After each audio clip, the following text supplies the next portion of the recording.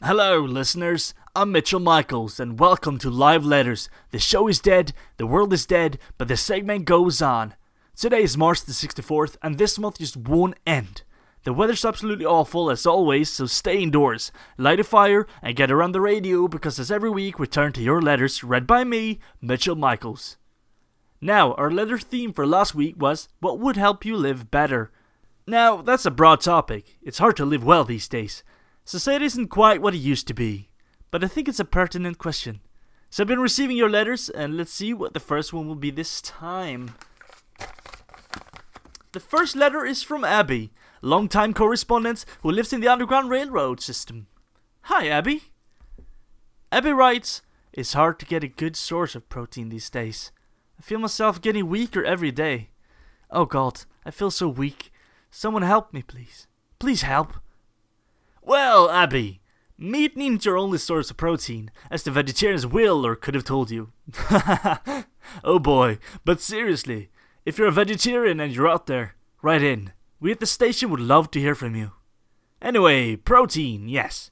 Tinned pulses such as beans and lentils can provide essential proteins and have a long shelf life. Great in casseroles. I will reiterate, although our long-time listeners will have heard me say this before, do not venture outside. Do not eat the animals that live there, and do not trust the men in yellow suits. Of course, in a pinch, you can always eat the natural succulent mosses that grow on the walls, as you live underground. I always wanted to try living underground. Sounds so cozy. Okay, next letter is from Aisha. What does Aisha have to say? Dear Mr. Michaels, won't you ever tell us where you live? Our hideout in the old mall is crumbling, and the rain will come soon. There are only a few of us, so we have supplies. But I don't think we can survive in a winter here. We'd do anything. Just please let us in. I beg, please. Aisha.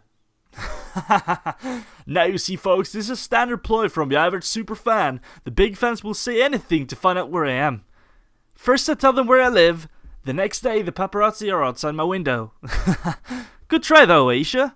Not that I have windows, of course. Windows are unsafe. Board up your windows, folks. Okay, next letter. Dear Mitchell, how's the weather outside today? Fond regards, Stephen. Well, as far as I'm aware, the air is thick with debris in a storm cloud that has covered this country for the last 112 episodes. If the men in yellow tell you any different, ignore them. They're not there to help you. Right, letter number 4. Letter number 4. Dear Mitchell Michaels, long-time listener, first-time writer. How do you get the power to run a broadcasting tower? Where do you get your food from? What happened to Susan? It seems like a waste of resources at best, madness at worst. Also, you claim that you host your show live. But then how did you broadcast the same episode twice last month?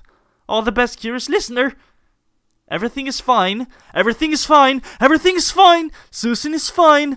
How dare you? Dare you?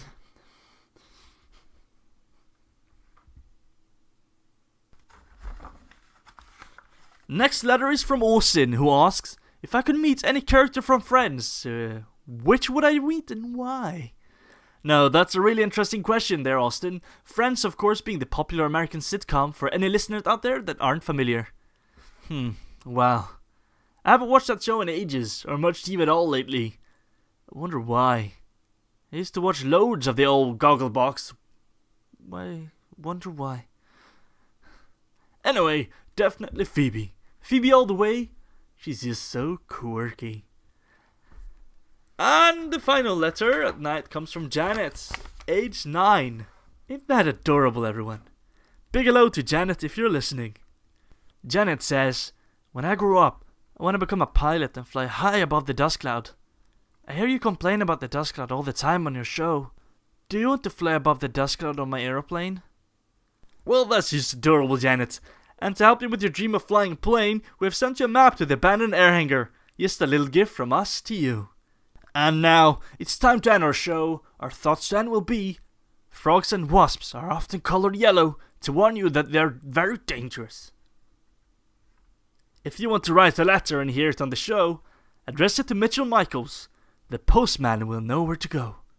Don't forget to leave him a tip. You all know what happens to those who don't tip the postman. I've been Mitchell Michael. Stay in, stay safe, stay tuned for next time.